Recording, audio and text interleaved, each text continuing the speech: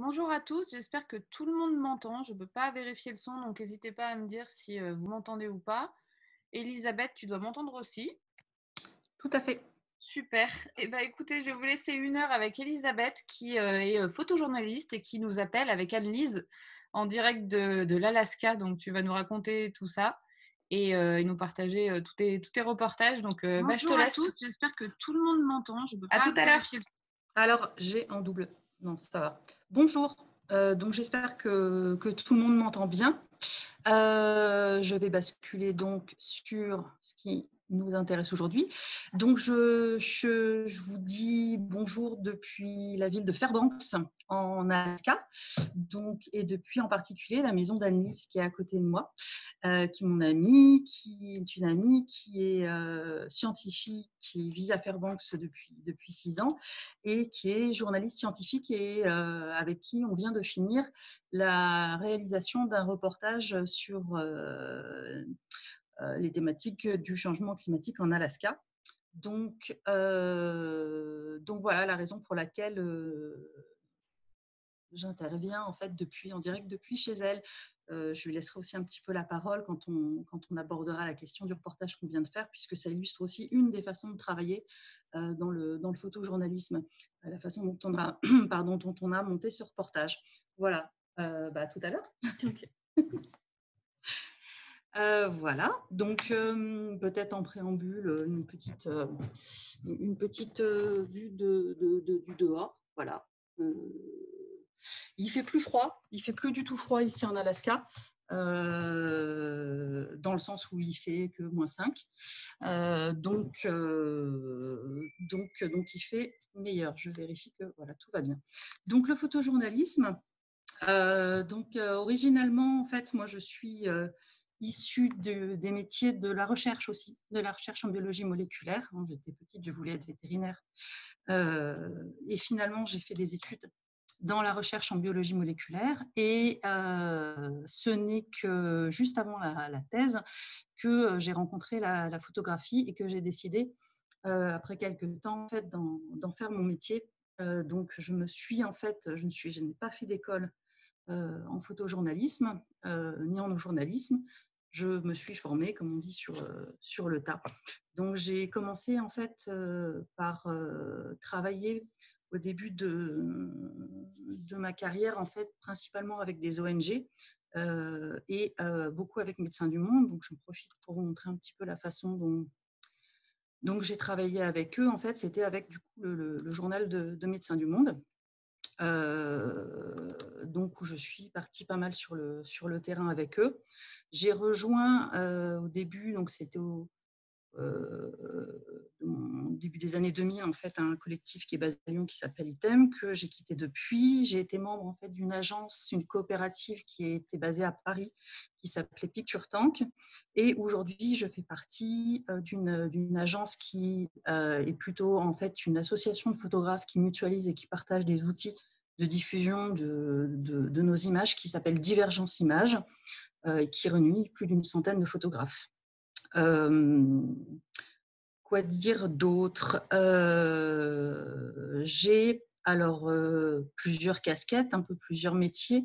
Une autre en fait dont je ne vais pas détailler en fait aujourd'hui, mais qui m'a amenée en fait à travailler un moment dans le transmédia, les nouvelles écritures et à me former au métier de scénariste, puisque j'ai développé pendant un moment un projet qui est pour l'instant un petit peu entre parenthèses, qui s'appelle les mémoires courtes.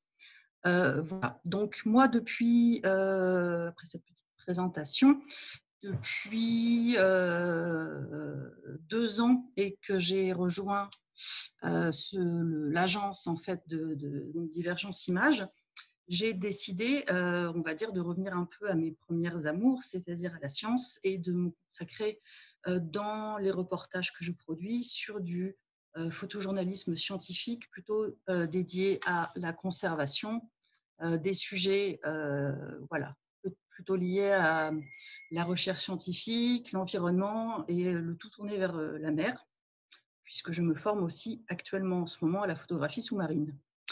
Donc, alors le métier de photojournaliste, Comme je disais tout à l'heure, on peut tout à fait y venir avec une formation par des écoles de photographie ou des écoles de journalisme. Moi, ça n'a pas été mon cas. Donc, en fait, ce métier s'est développé pour moi en fait, en formant mon réseau au fur et à mesure du temps, en produisant des reportages. Comme je le disais, comme j'ai commencé avec Médecins du Monde, ça m'a permis donc de partir sur le terrain avec eux, de bénéficier en fait de l'encadrement d'une structure pour pouvoir produire sereinement des sujets, de trouver en fait la façon dont je voulais travailler et ensuite de démarcher les services photo pour diffuser les. Dans le photojournalisme, en fait, quand on travaille en indépendant, en freelance, nos interlocuteurs, en tout cas pour la partie presse du métier, ce sont en fait les iconographes et les directeurs des services photos qui vont acheter les images, soit et qui vont aussi en fait passer commande des reportages, et diffuser les images. Parce qu'en fait, il y a deux choses. Je rapproche mon micro. Il y a deux choses en fait. Vivre du photojournalisme, c'est donc vivre de la vente et de la diffusion d'images et de reportages. Donc ces images, elles peuvent soit être produites par un journal, donc ce sont des commandes, et ça va être à ce moment-là soit des images isolées, des portraits, des petits reportages courts. Donc, en l'occurrence, moi je vis en fait à Lyon, en France, donc des reportages en fait à Lyon qui vont durer 1 heure, 2 heures, une demi-journée, 2 jours, ça va dépendre. Donc ça, ce sont les commandes. Et puis ensuite, il y a toute la partie de la diffusion des archives. Donc en fait, toutes ces images qui sont produites, et même plein d'images, même qui peuvent être plus personnelles, que je vais pouvoir réaliser, vont ensuite rentrer dans un réseau de diffusion d'images qui, en l'occurrence pour moi, passe maintenant complètement par mon agence Divergence Images, qui elle-même a son flux d'images relayé par Pixpalace, qui est la structure en fait à laquelle sont abonnés tous les services, quasiment tous les services photos des journaux, des magazines, mais aussi des services communication, voilà, en fait, qui vont avoir besoin d'images, d'acheter des images. Donc, en fait, mettre les images produites dans ce flux, en fait, ces tuyauteries de diffusion des images est quelque chose d'extrêmement important, tout aussi important que le fait de produire des images. Donc, le métier de photojournaliste, il ne s'arrête pas au fait de faire des photos. Il y a tout le travail derrière, effectivement, de, de, de, de diffusion en fait, des images. Donc, qui dit diffusion dit, une fois qu'on retraite ces images, qu'on les légende, de les indexer, de leur associer les mots-clés, etc., pour qu'une fois mises en diffusion, elles puissent être trouvées de l'autre côté par ceux qui vont en avoir besoin. Voilà. Ensuite, comment est-ce que je travaille au quotidien? Donc, comme je le disais, en fait, je vais avoir, on va dire, deux façons, effectivement, deux gros types de clients très différents qui économiquement sont complémentaires, c'est-à-dire d'un côté la presse et de l'autre côté, en fait, le monde de l'entreprise et de la communication. Donc la presse, comme je le disais, c'est les services photos et la diffusion des images. De l'autre côté, les entreprises, c'est tout ce qu'on appelle le corporate. Et là, je vais travailler, donc pas en tant que photojournaliste, je range cette casquette, mais en tant que photographe prestataire pour mettre en image un événement, un besoin de communication d'une entreprise. Et là, je vais être payée à la journée. Donc, c'est deux choses très différentes, mais qui, moi, sont à la fois importantes pour moi, financièrement, clairement, mais aussi puisque le fait de travailler, en fait, en corporate dans des entreprises me donne souvent l'occasion de rentrer dans le quotidien d'une entreprise en particulier, dans un secteur industriel, artisanal ou quoi que ce soit que je ne connaissais pas du tout, et qui vont de fait nourrir de l'autre côté en fait ma curiosité en fait et l'approche journalistique, même si effectivement la casquette n'est pas du tout la même quand je travaille dans l'un ou dans l'autre. Mais bon, aujourd'hui, du coup, on va surtout parler du photojournalisme. Le photojournalisme, donc, soit je vais produire des sujets. Donc, je vais vous donner en fait deux exemples, en fait, les deux derniers exemples en fait sur lesquels j'avais produit et coproduit des reportages. Il y a 2 ans, on va rester en Alaska.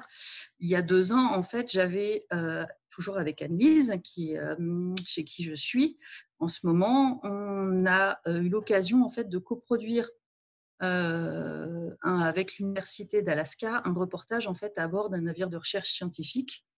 Ce qui s'est passé, c'est que j'ai pu ainsi, grâce à cette coproduction, monter à bord pendant une semaine de ce navire de recherche qui s'appelle le RV Sikouliak et réaliser en fait témoigner du quotidien en fait d'une campagne de recherche qui était aussi en fait une formation pour des étudiants scientifiques américains à bord de ce bateau. Donc là, je vous mets en fait assez rapidement quelques images extraites de ce reportage. Voilà, ce reportage n'était pas une commande, c'est-à-dire que personne ne m'a demandé de le faire. L'idée, elle est venue, voilà, entre Annelise et moi. L'université d'Alaska m'a permis d'être à bord.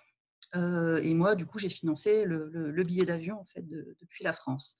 Et donc, suite à ce reportage, je suis rentrée en France. Donc, si vous voulez, donc, je vous donnerai les liens à la fin.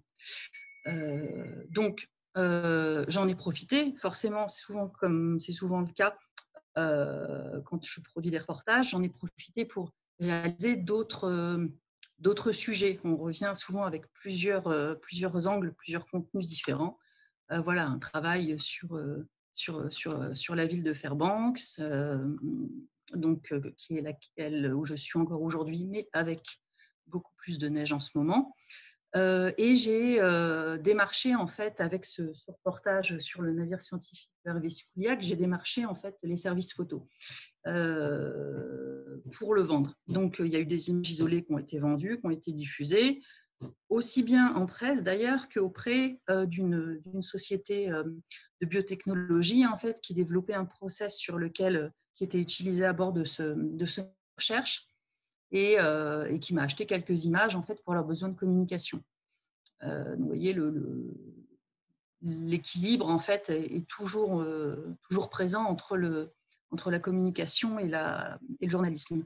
Et en fait, j'ai eu l'occasion d'aller démarcher ce reportage dans un service photo d'un magazine français et qui ne pouvait pas diffuser ce reportage, mais m'a proposé en fait une commande de retourner en Alaska pour une commande. Et on a décidé de travailler en fait donc avec Annelise à l'écriture de l'article scientifique, moi à la photo, et on a monté en fait ce projet qu'on vient de finir donc en Alaska sur les sentinelles du changement climatique. Donc voilà, typiquement c'est un reportage qui a été produit et qui ensuite m'a permis de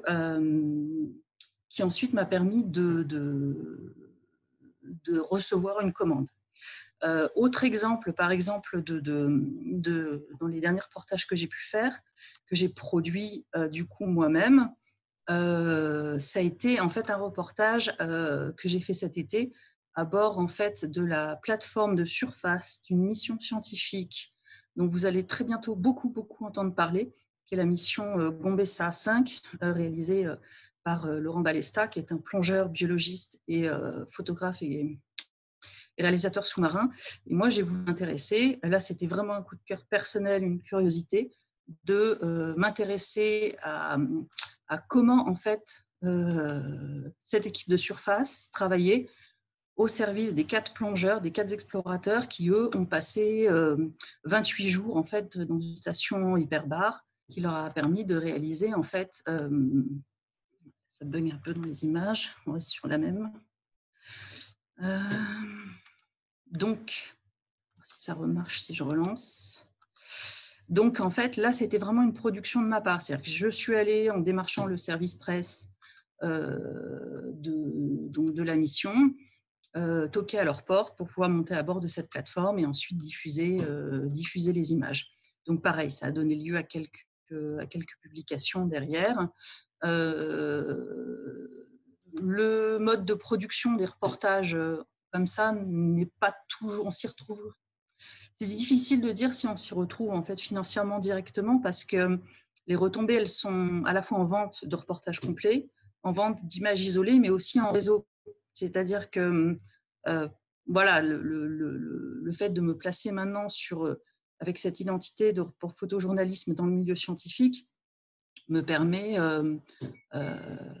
je vais regarder par exemple, me permet de recevoir des commandes dans d'autres domaines. Là, je cherche en fait sur mon site en même temps une photo.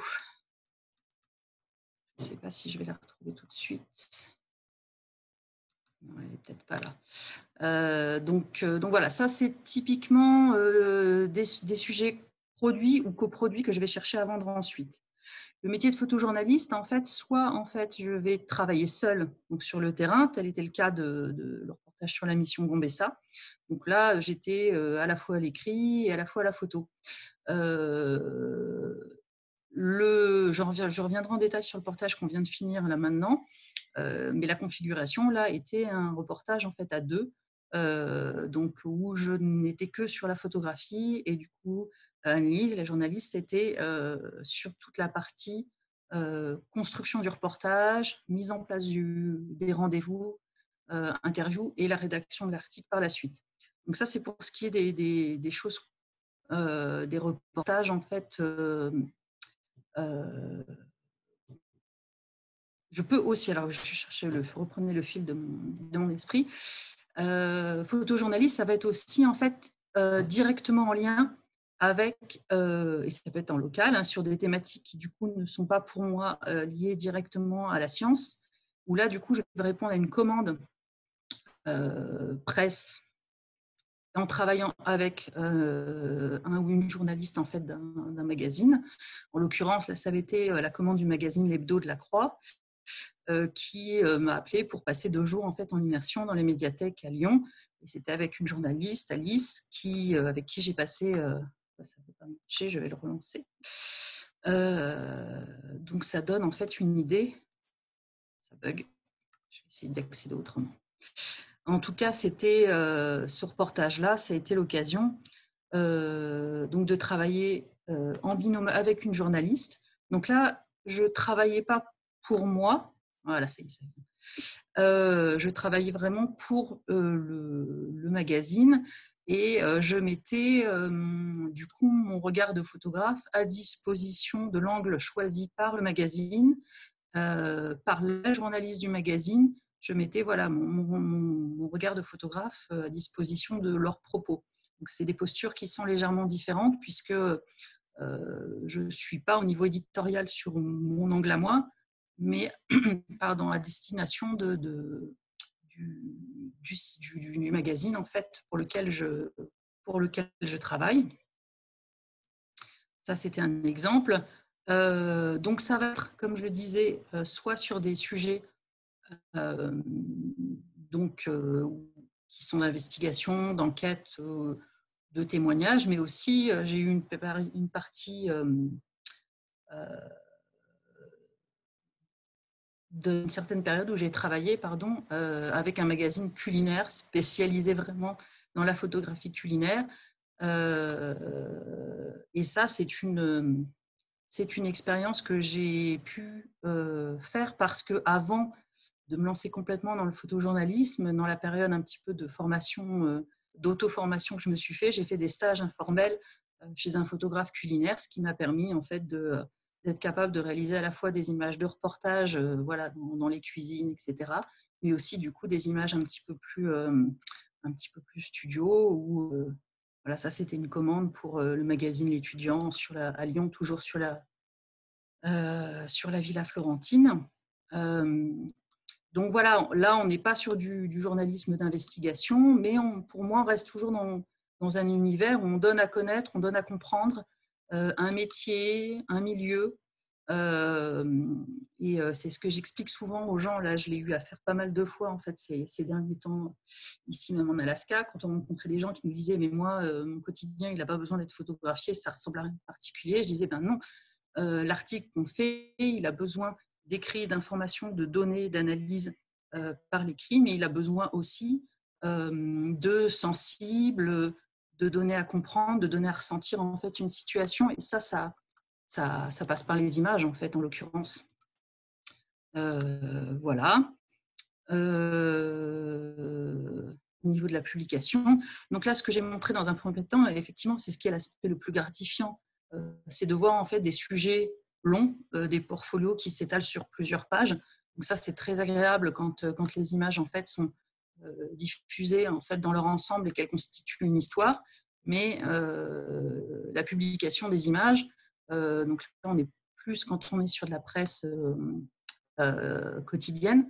Ça peut être, voilà, là c'était un reportage, c'était pour la Croix, sur d'une demi-journée. Au final, on produit un grand nombre d'images et c'est 2 photos qui sont choisies pour l'idée, voilà, sur une pièce de théâtre, pour Le Monde, sur effectivement l'équipe de France de course.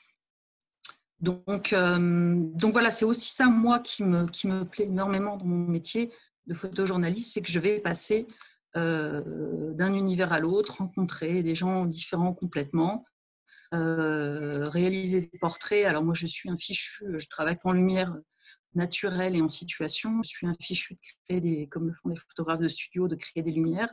J'ai plutôt en fait utilisé la lumière telle qu'elle se présente. C'est pour réaliser des portraits quand on me le commande. Et donc voilà. Donc, quoi dire d'autre? Je relis un petit peu vite fait mes petites notes pour voir s'il n'y a pas une chose que j'avais oubliée. Ce que je voulais dire, ah oui, c'est effectivement, moi, la façon dont je travaille sur le terrain, c'est que ce que j'aime faire, c'est en fait, c'est être oublié. C'est-à-dire que je me retrouve forcément toujours dans une posture un petit peu étrange où l'appareil photo est forcément présent et souvent, voilà, c'est un outil que les gens, au début, qui peut un petit peu surprendre. Se disent voilà, les gens vont se dire je vais être suivi, je vais être photographié. Mais moi, ce que j'aime, c'est qu'en final, en fait, on finit par m'oublier complètement pour se retrouver dans une situation où, alors je vais revenir un petit peu plus loin dans des archives, des sujets en fait sur lesquels j'avais pu travailler. L'idée, là, c'était date un petit peu, mais c'était un reportage que j'avais justement coproduit avec Médecins du Monde au Sud-Liban. C'est d'arriver dans des endroits et au final d'être oublié, de me mettre dans un coin, et de me faire oublier, de pouvoir en fait travailler et raconter comment le quotidien de certaines personnes se passe. Je vais un petit peu maintenant vous parler du reportage qu'on a coproduit. Qu'on a coproduit. Qu'est-ce que je raconte? La commande en fait qu'on vient de finir là en Alaska. Donc Annelise va revenir. Tac. Avec nous. Je suis comme ça. Bon, en même temps, on n'a pas besoin d'être entendu, le micro. Donc comme j'avais expliqué au début, c'était le reportage. Donc voilà, à bord en fait du Sikuliaq, réalisé en octobre. Donc, le Sikuliaq, je vous le remets. C'est ce navire de recherche-là. Donc Annelise, en fait, faisait à ce moment-là partie de l'équipe scientifique. Elle étant en fait scientifique ici en Alaska depuis 6 ans, elle faisait partie de l'équipe d'enseignement qui réalisait les formations à bord de ce bateau et faisait aussi des essais, en fait, déployait en fait un système de séquençage d'ADN environnemental à bord de ce navire. Donc, ce qui s'est passé, c'est que c'était à la fois la personne grâce à laquelle j'ai pu faire ce reportage et puis quelqu'un du coup que j'ai suivi en fait dans ces manips. Je vais essayer d'avancer un petit peu dans le reportage pour arriver à 2-3 images scientifiques qui arrivent bientôt. Je vais y arriver. Où est-ce que je les ai mis ailleurs? Où est-ce que je les ai? Voilà, donc là, on est vraiment sur l'aspect du développement de cet outil. Donc, on a travaillé ensemble. Donc, à ce moment-là, Annelise était de l'autre côté, devant l'appareil photo. Mais ça nous a permis d'obtenir cette commande. Donc sur les sentinelles du changement climatique en Alaska. Donc on travaille donc toutes les deux en binôme. Et là, je vais laisser du coup Annelise un petit peu présenter la façon dont elle, au niveau de l'écriture, parce que là, c'est un des aspects vraiment dans le photojournalisme où on travaille en binôme. Du coup, là, même si on a dans la partie, les mois qui ont précédé ce reportage, on a préparé le reportage, on a collaboré ensemble. C'est vraiment elle qui a construit le canevas, qui a trouvé les contacts, qui a contacté les gens. Donc c'est intéressant, je pense, par rapport au métier de photojournaliste, d'avoir cette illustration, de cette façon de travailler en binôme avec quelqu'un, qui est pour moi, en fait, la façon idéale. C'est le portrait idéal dans la production la commande, en fait, la mise en œuvre d'une commande, parce qu'à la fois, du coup, on a été envoyé sur le terrain, pris en charge financièrement, et puis le reportage va être diffusé et on va être payé pour ça. Alors que quand on produit un reportage, on ne sait pas trop comment les images vont être achetées. Là, en l'occurrence, on n'est pas dans cette configuration-là. Voilà. Donc, je suis de formation une thésarde en biologie et ça fait 10 ans que je vis aux États-Unis. J'ai fait 3 ans dans le Nebraska et ça fait 6 ans que je suis en Alaska. Et donc, avec mes pieds trempés dans le milieu scientifique à l'université de l'Alaska à Fairbanks, depuis 6 ans, j'assiste à des séminaires de toutes sortes de champs scientifiques. Et donc, j'ai les pieds bien trempés dans ce qui se passe ici. Et ce qu'il faut savoir, c'est que l'Alaska a un réchauffement climatique à peu près 2 fois plus rapide que tout le reste des États-Unis, c'est-à-dire que sur l'État qui est absolument énorme, en 50 ans, on a pris entre 3 degrés et 1 degré de réchauffement. 1 et 3 degrés, ça dépend où on se situe en Alaska, qui est absolument énorme, comme je vous ai dit. 3 degrés, c'est tout au nord et 1 degré, c'est tout au sud. Mais c'est déjà beaucoup plus rapide, 2 fois plus rapide que le reste des Lower 48, comme on appelle en fait le reste des États-Unis. Maintenant, en tant que scientifique, comme je vous le disais, j'ai les pieds un peu baignés dans la scientifique au travers de mes collègues qui vont au cours de leur séminaire ou tout simplement au cours du café raconter ce qu'ils voient dans le milieu, par exemple, de l'étude de la banquise, l'étude du permafrost ou en ingénierie civile, ce qui se passe au niveau de la gestion des goudrons, des infrastructures. Donc, moi, je collecte en fait toute cette perspective scientifique sur les phénomènes de ce qu'on a ici, mais en tant qu'habitante de l'Alaska, au travers de mes voyages ou tout simplement dans la vie quotidienne ici, j'ai aussi la résonance en fait des communautés, de leurs inquiétudes et elles varient vraiment selon la localisation des personnes, que ce soit des personnes qui vivent en fait sur les côtes de l'Alaska, l'Alaska étant baignée par 1, 2, 3, 4 mers différentes, et selon si les personnes sont à l'intérieur en fait de l'Alaska, plus dans la forêt comme ici à Fairbanks. L'Alaska est aussi un endroit où vivent des communautés natives, ce qu'on appelle Esquimaux, Inuit, Inupiaq, ça dépend de la tribu dont on parle. Et ce sont des communautés très pauvres qui ont besoin de la subsistance, de la nourriture de subsistance, c'est-à-dire qu'elles vont collecter, en fait, elles vont chasser, elles vont pêcher, elles vont ramasser des baies. Donc, ce sont des communautés qui n'ont pas vraiment accès aux supermarchés et qui vont dépendre, en fait, de cette vie traditionnelle qu'ils ont, en fait, pour se nourrir. Et avec le réchauffement climatique, il y a un bouleversement total de l'environnement ici qui est extrêmement rapide. Et pour ce reportage, en fait, on a voulu aller très haut dans le niveau d'exploration. C'est-à-dire qu'on ne va pas focaliser dans un problème en particulier. Notre intention était un peu de voler à travers l'ensemble des champs impactés, l'ensemble des problématiques qu'on rencontre ici dans l'État. Donc, c'est un sujet qui est très, très vaste et pour lequel on n'a pas assez de place même en 9-10 pages, de vraiment rentrer dans la spécificité de tout.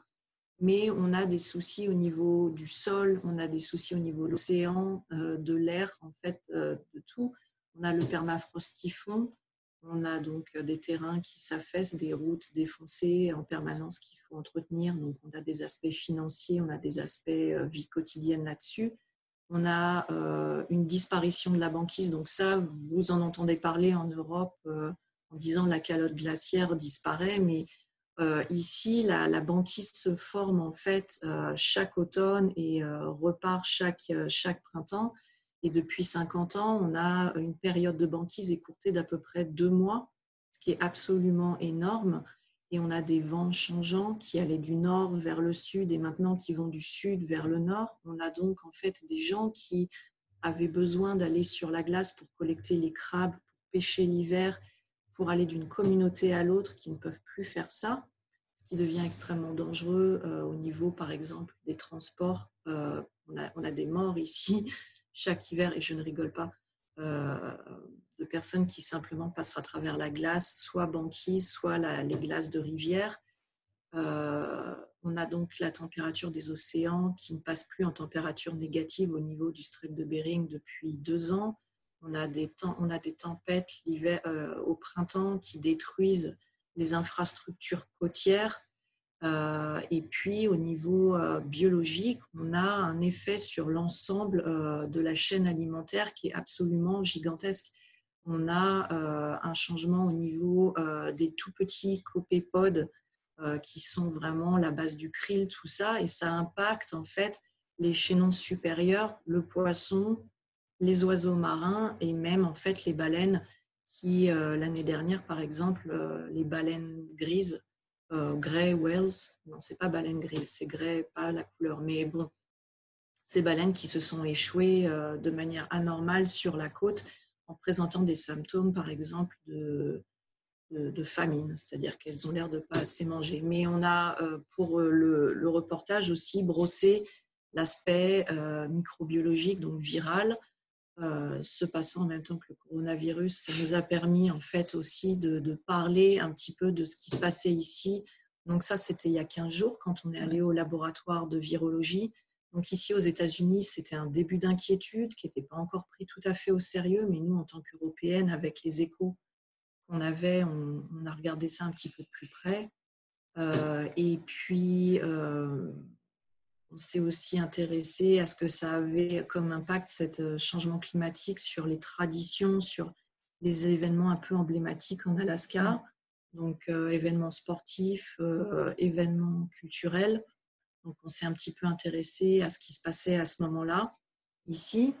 Et puis ensuite, on s'est mis à voyager. On voulait aller vraiment dans des communautés très différentes comme Barrow, Alaska, qui est maintenant appelé Utqiagvik, qui est appelée aussi la communauté au toit du monde, qui est vraiment au toit de l'Alaska, baignée entre la mer de Beaufort et la mer de Chukchi.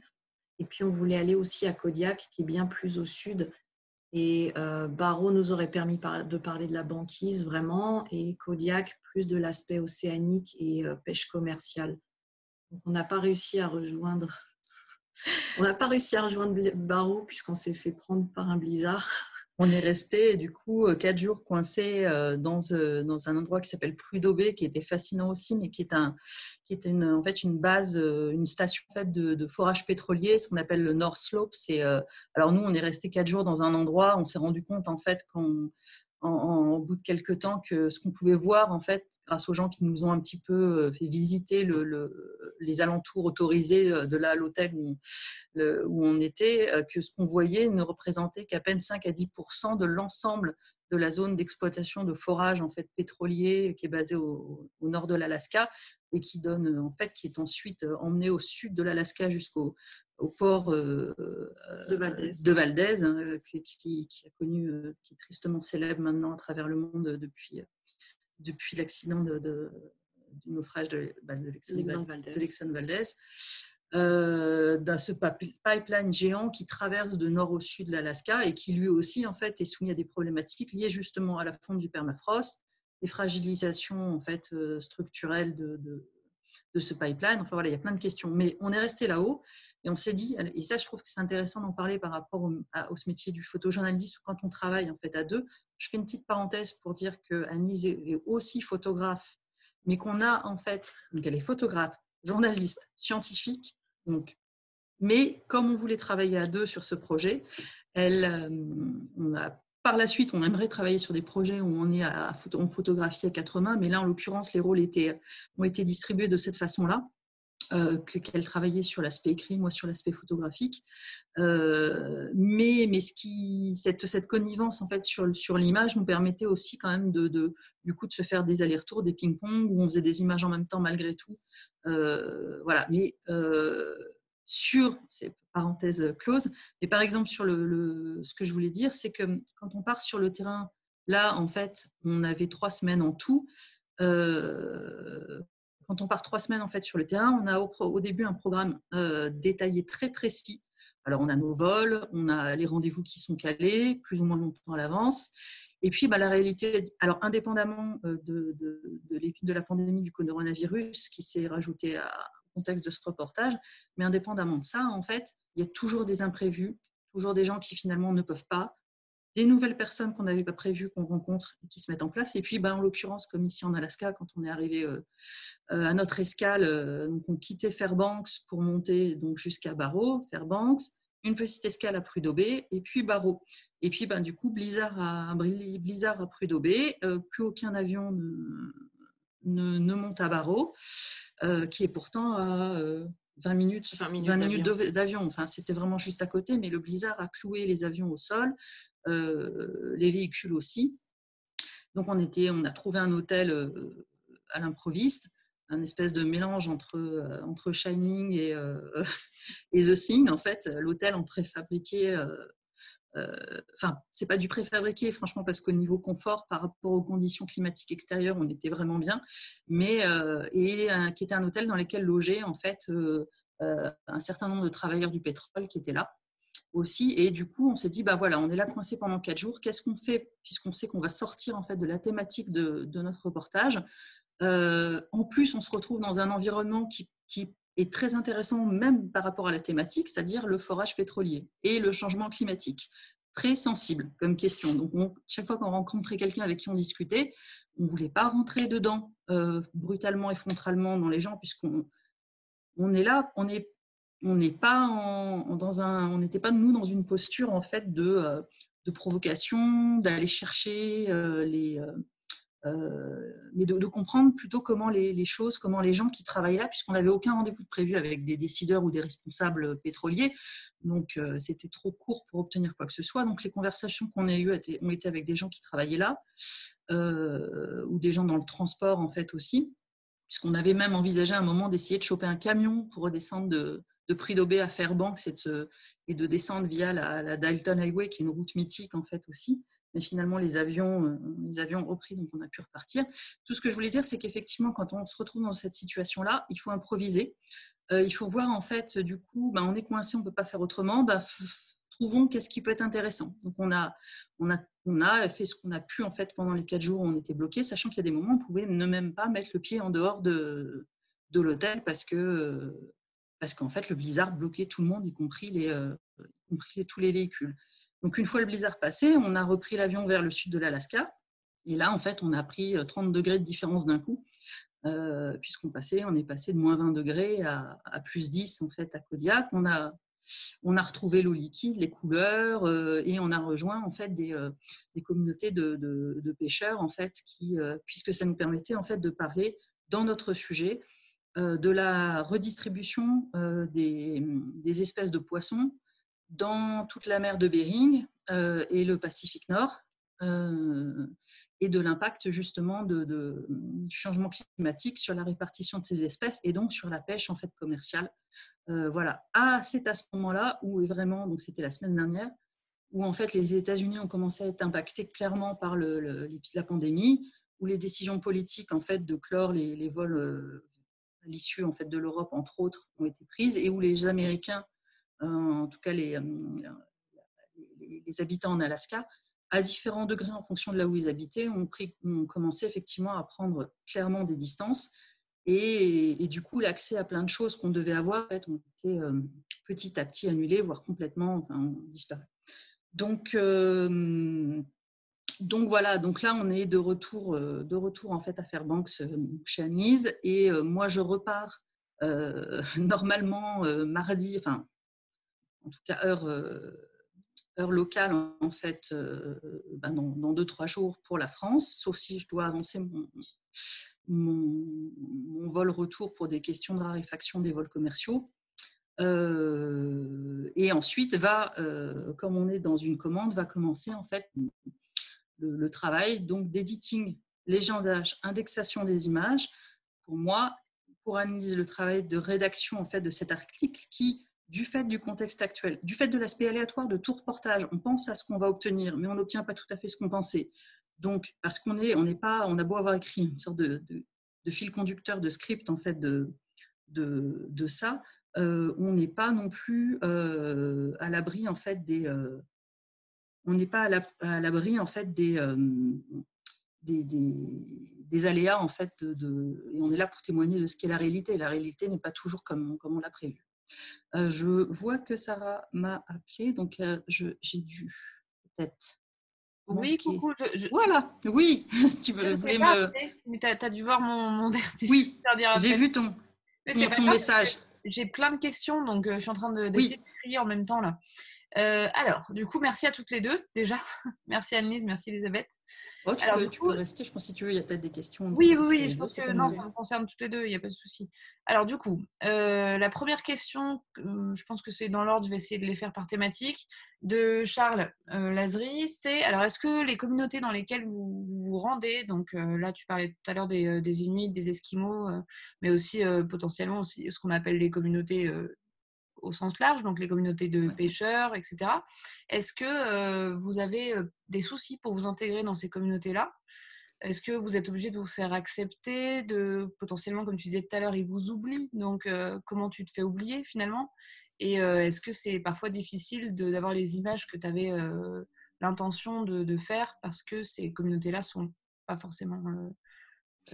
Alors, on va répondre, je pense, à cette question indépendamment du contexte du coronavirus, qui effectivement a compliqué énormément les rencontres, plus ou moins selon les personnes.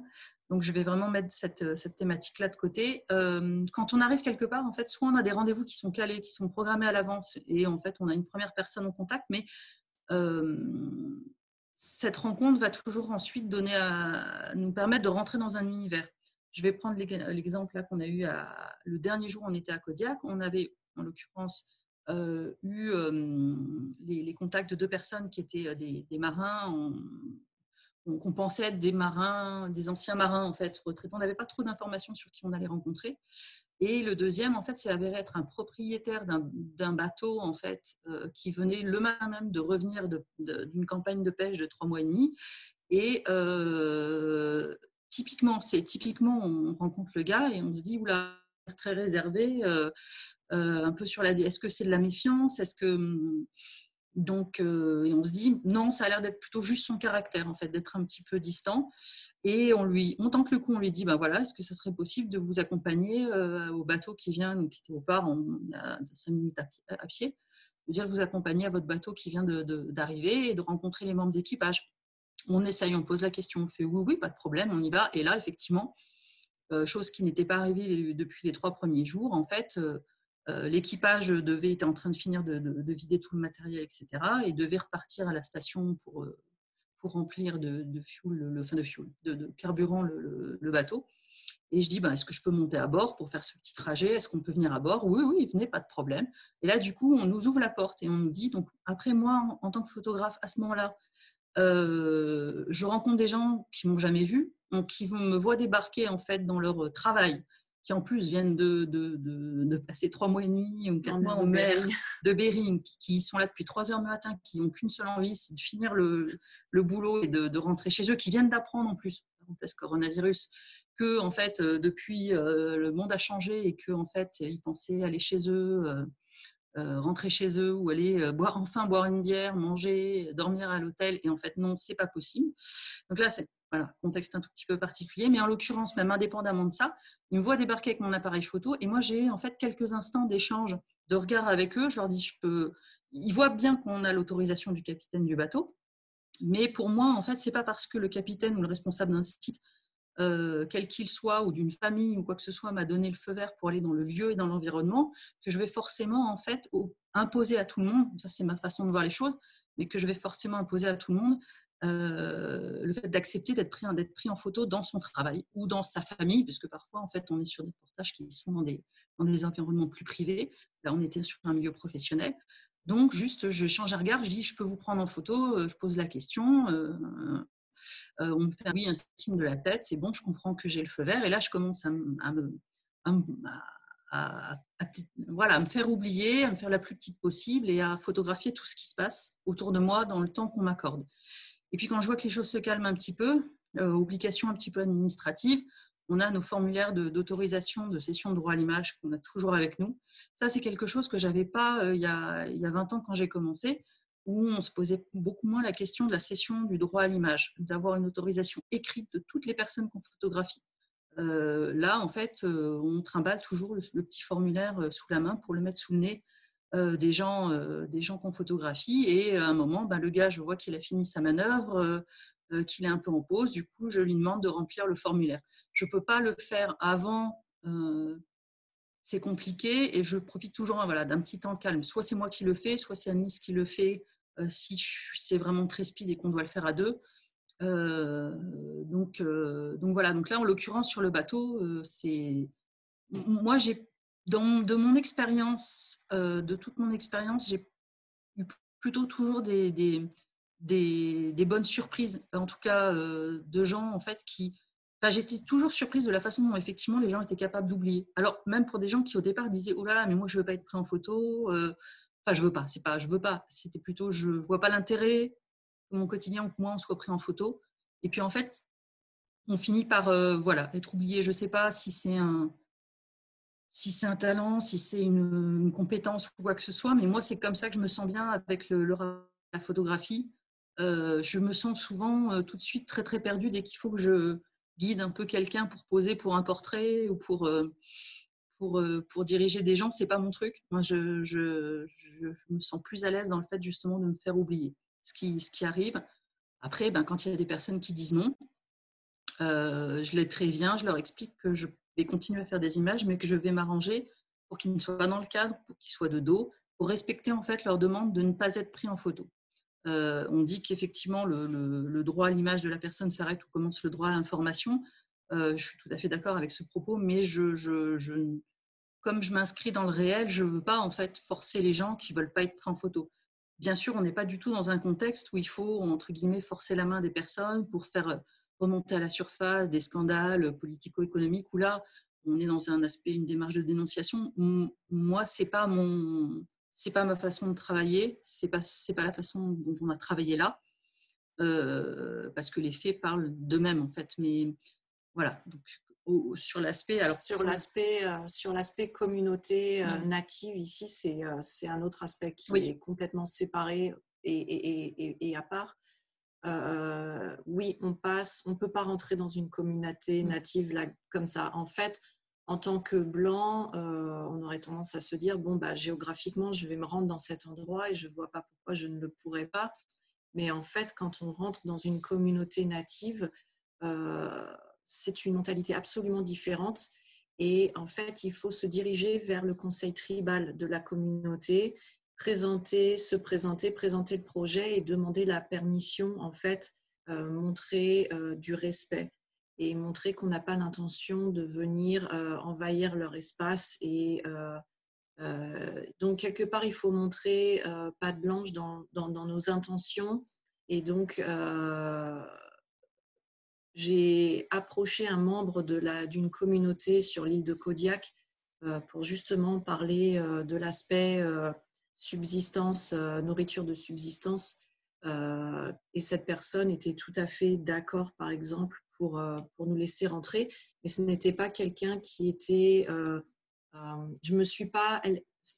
J'ai fait l'erreur de penser que parce qu'elle disait oui, en fait, l'ensemble de la communauté nous accepterait. Et en fait, dans un second temps, elle a fait remonter l'information et notre demande vers le conseil plus haut. Et là, comme c'est arrivé au moment du coronavirus, on était les premières personnes, justement, en ces temps de crise un petit peu, à essayer de rentrer dans la communauté.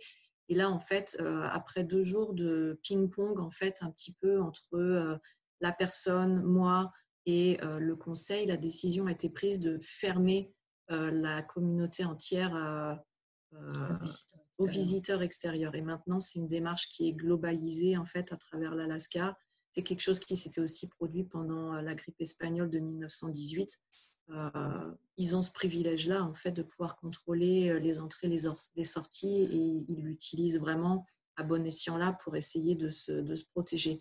Donc oui, quand on approche des communautés natives, il y a cette mesure de apprendre, c'est-à-dire qu'on ne peut pas faire ce qu'on veut, et si on essaye de faire ce qu'on veut, il y a de grandes chances de trouver porte close, juste par principe. Une fois qu'on est accepté par un membre, en général, toutes les portes s'ouvrent parce que ce sont des communautés extrêmement généreuses, vraiment, dont une des valeurs est le partage. Et ils ne déconnent pas avec ça, vraiment.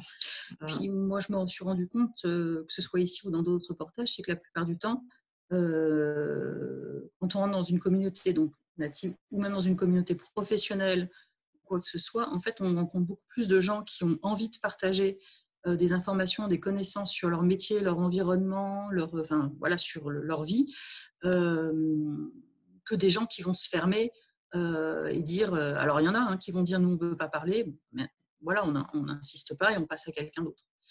Voilà. Mais il y a aussi, dans ces communautés, il va y avoir aussi, il faut aussi être prudente sur les activités qui sont prises en photo et rapportées, par exemple. Ici, en Alaska, les communautés natives ont permission de chasser la baleine bowhead, qui est sur la liste, une liste d'animal en danger d'extinction maintenant, d'un point de vue scientifique, connaissant les quotas et la taille de la population. On sait que la population des baleines bowhead est maintenant très saine. Il y a des chances pour que la baleine, cette espèce, sorte de la liste des espèces en danger. Mais ils continuent de chasser cette baleine de manière traditionnelle pour la ramener, en fait, leur prise et partager avec le reste de la communauté. Ça reste un sujet politiquement extrêmement sensible.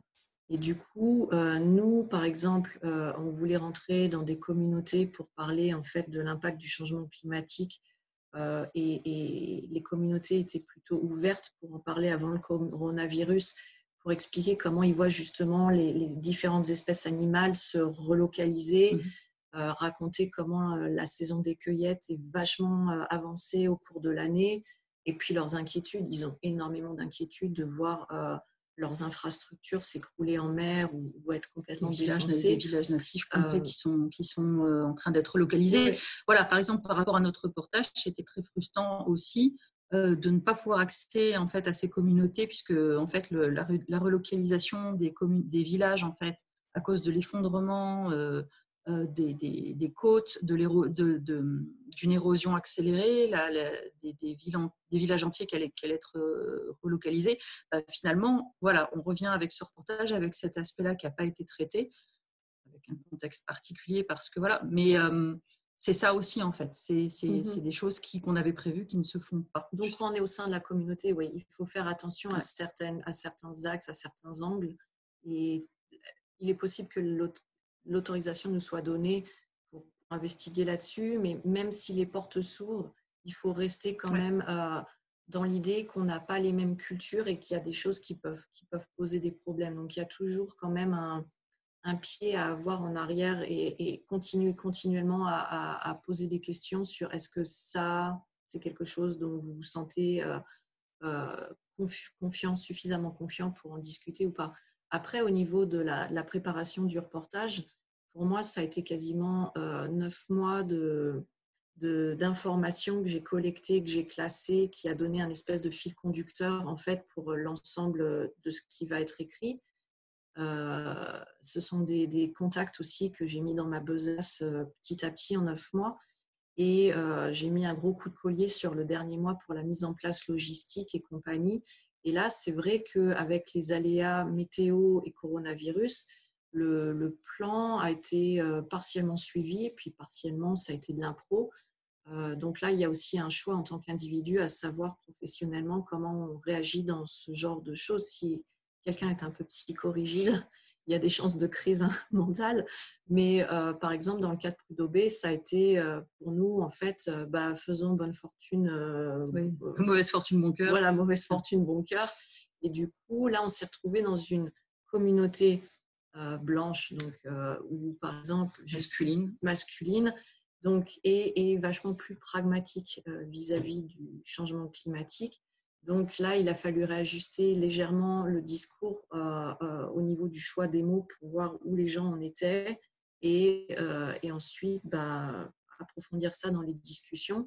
Mais c'était une perspective qui n'était pas du tout au programme et qui, au final, risque d'apporter quelque chose de vachement intéressant parce qu'on a beaucoup parlé avec des scientifiques qui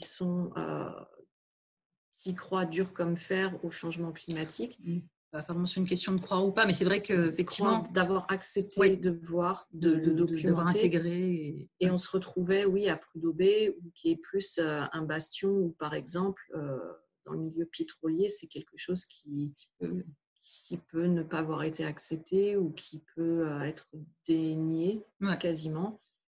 Et donc ça, c'était pas au programme et au final, on l'a eu. Et c'était très intéressant. Je ne sais pas si Sarah, si tu as d'autres questions. Parce que, alors, tu m'entends? Oui, je t'entends. Ouais, il est 9h59, donc les gens vont sortir 1 minute pour applaudir à la fenêtre ici. Je ne sais pas si vous savez. Ah oui, voilà. Oui, tout à fait, à 20h. Voilà. Donc nous, on est dans une cour intérieure, mais on les entend aussi parce que ça applaudit à l'intérieur. Il est 20h, du coup, je voudrais quand même vous poser une dernière question. Oui. Parce qu'après, on a donc Mathieu qui enchaîne à 20h30.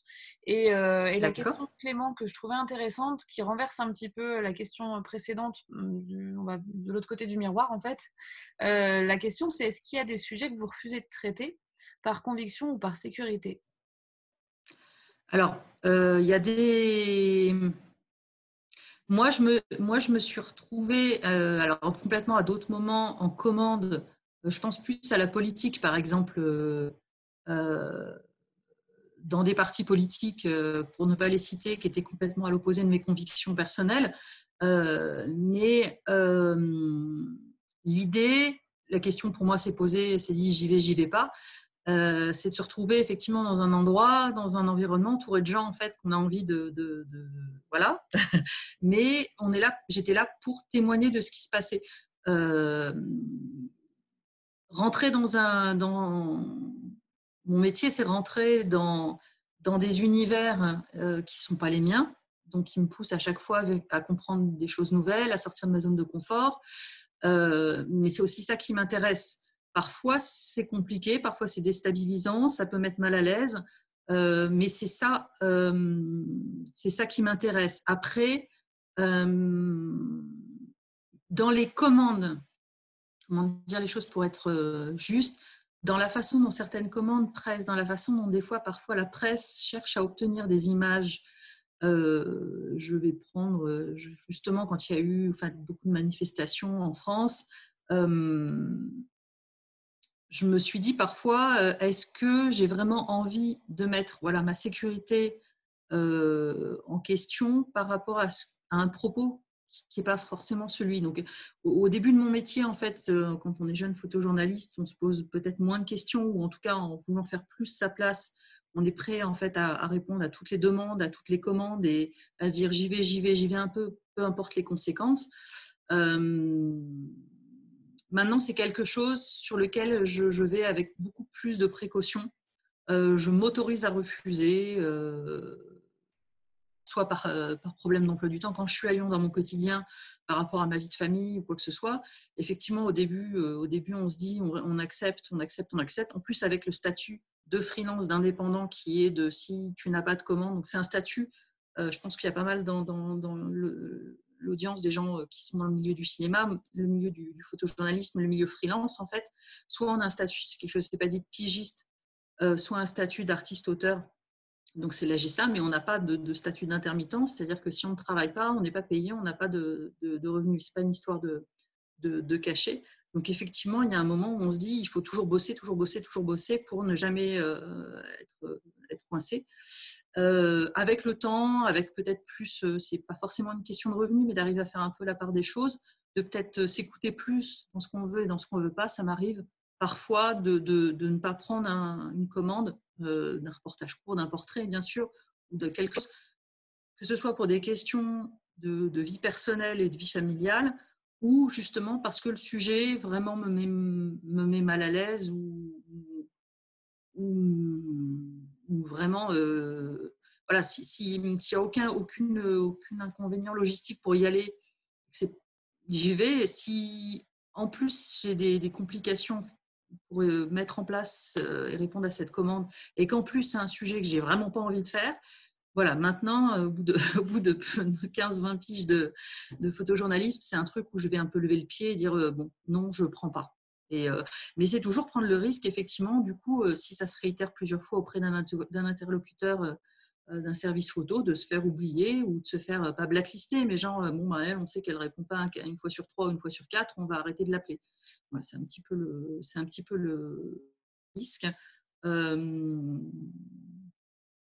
Voilà, pour ma part. Eh ben merci beaucoup à toutes les deux. En fait, il y avait plein de questions de Clément notamment et de Charles qui sont sur Ouais. la page du coup de la diligence. Donc si tu veux aller y répondre directement, Annelise aussi, bien sûr. Je vais toutes les deux. Je vais faire ça. On va regarder le fil de questions. Et puis voilà, effectivement, si des gens ont des questions ensuite par la suite sur le photojournalisme, on ne sait pas quand ce reportage en Alaska sur le changement climatique sera publié. On ne sait pas du tout comment les choses vont se passer au niveau de la diffusion presse de ce dossier qui est censé être un dossier d'une dizaine de pages sur le sujet. Mais voilà, s'il y en a qui veulent suivre, je pense que de toute façon, dès que la publication sera prévue, je le partagerai sur mes réseaux sociaux. Ouais, voilà. Bah, merci beaucoup à toutes les deux. Bah, merci à vous. Merci Sarah pour l'invitation. Merci. Et bravo pour l'initiative parce que c'est super chouette. Merci. Au revoir. Merci. Au revoir.